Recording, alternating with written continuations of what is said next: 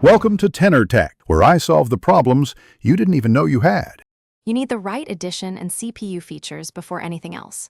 First, verify you run Windows Pro/Enterprise/Education and a 64-bit kernel.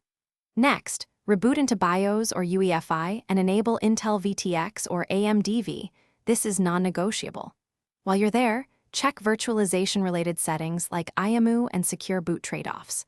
Once done, boot Windows and open an elevated PowerShell. You'll begin enabling Hyper-V components immediately, so the system can host virtual machines. You'll enable Hyper-V via PowerShell to ensure all dependencies install cleanly.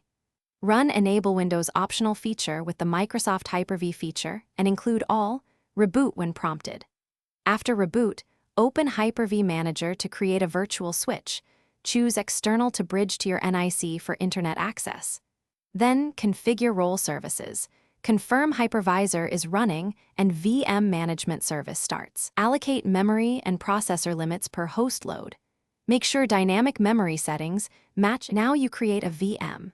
In Hyper-V Manager, use new virtual machine, pick Generation 1 for legacy BIOS or Generation 2 for UEFI and secure boot support. Attach the OS ISO, set CPU cores, and allocate RAM. Create or attach a VHDX on performance storage and start the VM to install the guest OS. If the VM won't boot, pause. Run msinfo32 to confirm virtualization enabled. Check Hyper-V event logs and Windows features.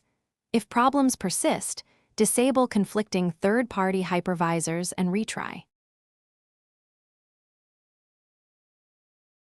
Thanks for watching. Subscribe to keep your life in tune.